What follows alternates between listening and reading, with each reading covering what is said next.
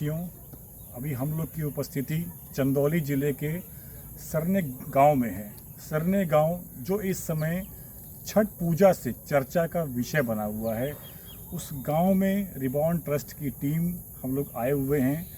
और साथियों, वीडियो बनाने का हम लोग का ऐसा कोई मकसद नहीं है कि पॉपुलैरिटी या कोई जो है दिखावा।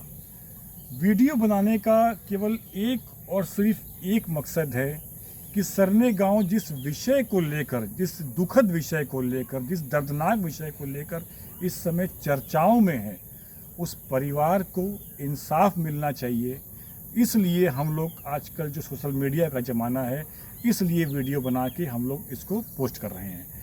आज हम लोग यहाँ पर सरने गांव में आए हुए थे और जो इस परिवार की 6 साल की बच्ची अंजलि के साथ ये निर्मम और दर्दनाक, दुखद जो ये घटना हुई है, 6 साल की बच्ची के साथ जो घटना हुई है, वो जितनी भी मैं उसके लिए शब्द यूज़ करूं कम होगा, क्योंकि हर घर में, हमारे घर में, आपके घर में भी बच्चे हैं, बच्चियां हैं।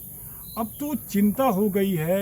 हम लोग ये अखबारों में जो है पढ़ते थे, न्यूज़ में सुनते थे कि आज यहाँ कल वहाँ हो गया, और धीरे धीरे बहुत ही दुखद ये लग रहा है बोलने में कि ये चंदौली ज़िले, और चंदौली ज़िला क्या, पंडित दीनदयाल उपाध्याय नगर से 3-4 किलोमीटर दूर ये सरने गांव जहां हम लोग खड़े हैं, वहां पर की ये घटना है।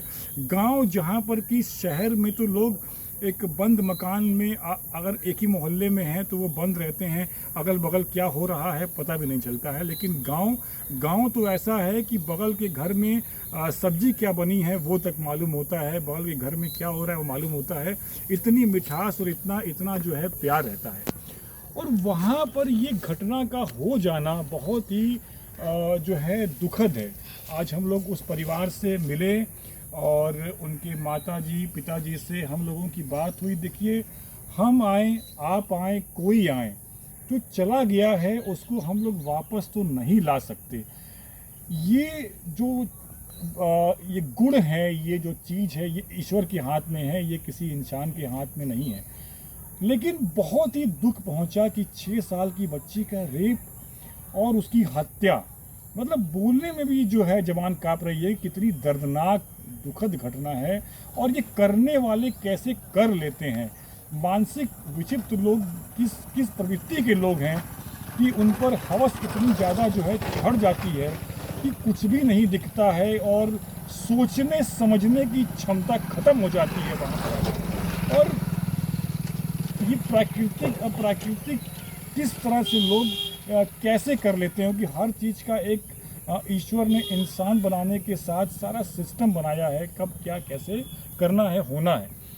तो ये बस मैं इतना कहूँगा कि जो हुआ वो तो बहुत दुखद है। वो शब्दों से हम लोग उसको जो है कर नहीं सकते, मतलब उस पर जो है उस पर कोई शब्द ही नहीं है कि मैं बोलूँ। मेरे घर में बच्चे हैं, बच्चियां हैं। अब तो सोचना पड़ेगा भाई किस पर विश्वास करें। अगर आपकी, मेरे घर की बच्ची अगर बाहर कोई जो है सामने वाली दुकान में अगर टॉफ़ी भी लेने जा रही है तो अब तो ये बड़ा अब नहीं, मतलब बहुत सी घटनाएं बाहर हुई। अब मैं कह रहा हूँ कि ये ज़िले और नगर की बात है, अब तो बड़ा सोचना पड़ेगा भाई कि कैसे उनको भेजें। तो क्यों हो रहा है ऐसा? इतना दिमाग पर ये शैतान, ये राक्षस सवार कैसे हो जा रहा है जो कुछ भी सोच समझ नहीं पा रहा है इंसान। कहाँ से कमी है समाज में? ऐसे लोग जो खुले घूम रहे हैं, वो किस तरह से हम उनको पहचानें? हम सामाजिक लोग, जैसा कि मैंने आपको बताया कि रिबॉन ट्रस्ट के नाम से हम लोग के एनजीओ हैं और समाज के हित के लिए सामाजिक कार्य हम लोग करते हैं। समाज में इस तरह के लोग भी हैं, थोड़े मगर हैं, तो तभी ना इस तरह की जो है घटनाएं हो रही हैं। तो ना हो, इसके लिए हम लोगों को कुछ तो सोचना पड़ेगा भाई, कुछ तो सोचना पड़ेगा, वरना ये कैसे ये फैलना शुरू हो जाएगा ये कोई कह नहीं सकता। तो मैं, चूँकि शासन प्रशासन मैंने देखा पूरा मुस्तैद हैं, वहाँ पर प्रशासन और जो डिपार्टमेंट उनके अटैच हैं वो लोग एक्टिव हैं, वहाँ पे हैं। और अभी ये मालूम चला है कि इनकाउंटर में 2 लोगों को हाफ इनकाउंटर भी उनका हुआ है।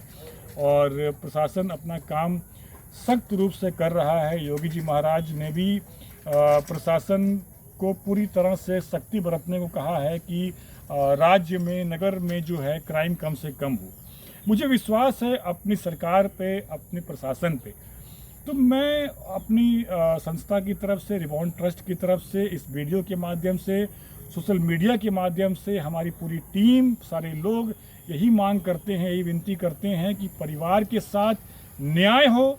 और एक जगह पर बहुत ही कष्ट होता है कि जो अपनी कानूनी प्रणाली प्रक्रिया है वो ठीक नहीं है। मैं ये खुल के बोल रहा हूँ, शायद न पसंद आए, लेकिन ये जो कानूनी प्रक्रिया जो हमारे देश की है, ये इतनी आहिस्ते आहिस्ते चलती है कि बच्चा बड़ा हो जाए, बड़ा बूढ़ा हो जाए, बूढ़ा मर जाए, इतने आहिस्ते आहिस्ते कोर्ट में ये चीज़ें आगे बढ़ती हैं।